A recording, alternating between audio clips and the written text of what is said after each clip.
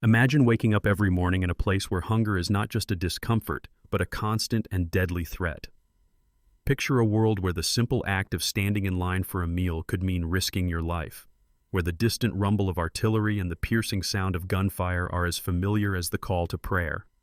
This is the daily existence for countless families in Gaza, where humanitarian aid, designed to be a source of hope and relief, has instead become a dangerous gamble, sometimes costing more lives than it saves. But how did we arrive at a point where food convoys, meant to nourish and protect, have become epicenters of violence? And perhaps more disturbingly, who really benefits from the chaos that swirls around these lifelines, if anyone at all? Every single day, families venture out from what remains of their homes, picking their way through shattered glass and the twisted steel skeletons of once thriving neighborhoods. With each step, they search desperately for food, for water, for any scrap of safety. The scenes are haunting. Mothers clutching children to their chests, elderly men hobbling with canes along cratered streets, and teenagers carrying empty pots, hoping against hope that today they will find something to fill them. International aid was supposed to be the answer, a lifeline thrown to those drowning in despair. The United Nations, the Gaza Humanitarian Foundation, and a patchwork of other organizations have mobilized in what has become one of the most ambitious relief efforts in recent memory. Just this week alone, the Gaza Humanitarian Foundation reported delivering over 2.5 million meals in a single day, the largest such operation in its history. In total, since the end of May, more than 16 million meals have made their way into Gaza's battered neighborhoods. Yet despite these Herculean efforts, the tragedy continues to deepen. Consider this. Local hospitals have documented that at least 25 people were killed as they approached an aid distribution center near Netzarim before dawn, shot or caught in explosions as they waited for food. On the very same day, at least 14 more died seeking food at another site in Rafah. And these are just the headline numbers. Across the region, dozens more are wounded or killed each week in similar incidents, their only crime being the search for sustenance. Why is humanitarian aid, which should be a beacon of hope, so fraught with danger in Gaza?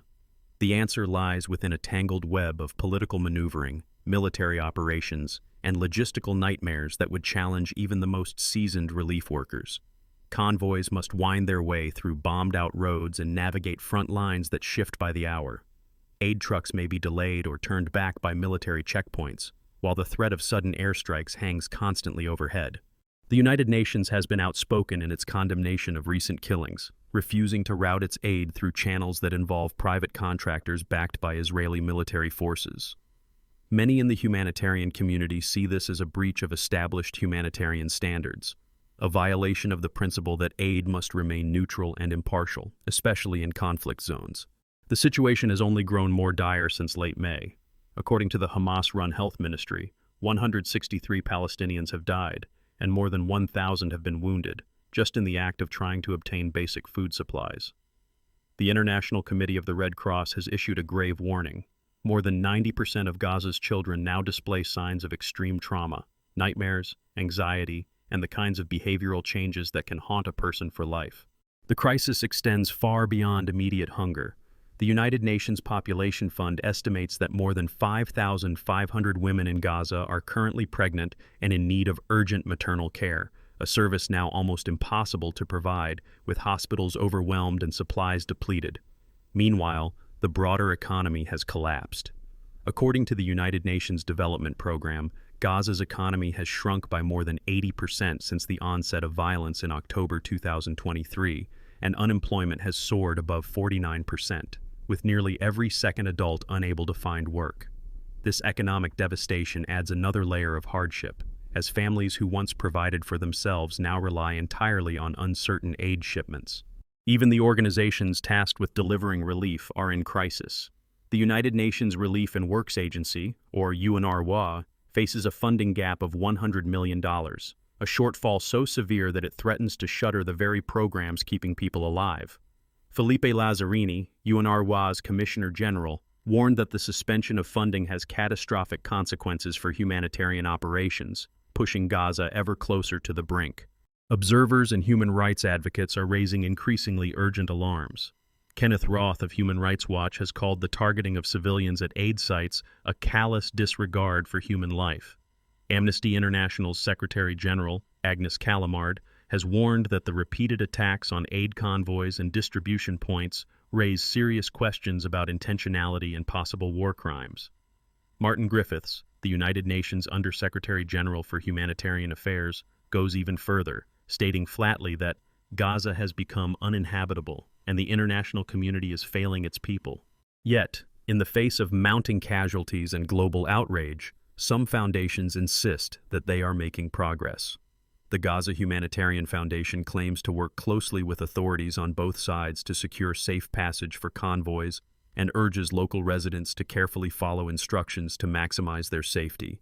But in an environment where following instructions does not guarantee survival, and where even the most routine food drop can turn deadly, can any of these assurances truly be trusted? The dangerous paradox of humanitarian aid in Gaza is not unique to this conflict. History offers sobering parallels. During the siege of Sarajevo in the 1990s, food convoys were frequently shelled, and civilians risked sniper fire just to receive bread. In Yemen, Syria, and South Sudan, aid deliveries have been routinely politicized, diverted, or attacked, with millions suffering as a result. In every case, it is ordinary people who bear the brunt of these failures. But Gaza's situation is uniquely dire, exacerbated by geography and politics. The territory is a narrow strip of land, home to over 2 million people, most of whom are now displaced, living in makeshift shelters or crowded into the homes of relatives. Access to Gaza is strictly controlled, with few border crossings and frequent closures. Egypt has increased its security presence along the border in recent months, hoping to contain spillover violence and stem the flow of desperate refugees. Aid shipments must be coordinated with multiple authorities, each with their own agendas and suspicions. Meanwhile, the threat of unexploded ordnance looms large. The United Nations Mine Action Service estimates that it will take at least 14 years and $164 million to clear the bombs, shells, and other hazards now scattered across Gaza. This means that even after the guns fall silent, daily life will remain perilous for an entire generation. The human cost extends beyond physical injuries. According to the Committee to Protect Journalists, more than 100 journalists have lost their lives covering the conflict since October 2023, making Gaza one of the deadliest places in the world for reporters. The psychological scars are harder to measure but no less real. Children who have stopped speaking, parents paralyzed by grief, and entire communities living in a state of constant uncertainty. Looking to the future, the outlook for humanitarian aid in Gaza is precarious at best. If the current situation persists, if violence continues, if aid remains politicized, and if international funding dries up, the toll will only grow. The risks of famine, disease outbreaks, and long-term social breakdown are increasing by the day. As Francesca Albanese, United Nations Special Rapporteur, has emphasized, the intentional obstruction of humanitarian aid may constitute a war crime. This is not just a legal issue, it is a moral reckoning that demands action from every government and organization involved. Yet, there are glimmers of hope, however faint. A genuine, sustained ceasefire could open the door to large-scale reconstruction, the return of displaced families, and the gradual healing of Gaza's traumatized population. Experts like Lynn Hastings, United Nations Deputy Special Coordinator, believe that while the scale of destruction is unprecedented, recovery is possible, though it will take years, if not decades, to rebuild homes, restore infrastructure, and mend social bonds. The path forward is daunting. Ongoing hostilities make it nearly impossible for aid workers to operate safely. Distrust between local communities and international organizations runs deep, fueled by years of broken promises and failed interventions. The presence of unexploded bombs means that even schools and hospitals, once symbols of hope, are now fraught with danger. So what does all this mean for those of us watching from afar, sometimes feeling powerless in the face of such overwhelming tragedy? First, it challenges us to rethink the very nature of humanitarian aid. Is it enough to deliver boxes of food, or must we also protect the dignity and safety of those we aim to help? The answer, clearly, is both. Aid is not just about material goods. It is about upholding the values of compassion, justice, and respect for human rights. As Francesca Albanese so powerfully put it, the intentional obstruction of humanitarian aid may constitute a war crime. We cannot turn a blind eye to the suffering of others, nor can we ignore the moral implications of our choices as global citizens. For viewers, this is a call to action. Next time you hear about an aid convoy or a billion-dollar international pledge, Ask tough questions. Who is overseeing these efforts? Are local communities involved in making decisions about their own futures? Are aid organizations truly independent, or are they entangled in webs of political interest? The answers matter. Advocacy, supporting transparent, accountable organizations and demanding government responsibility, makes a real difference. Even from a distance, you can help shape the outcome. If there is a central lesson to be drawn from Gaza's tragedy, it is this. Humanitarian crises are never just about supply and demand.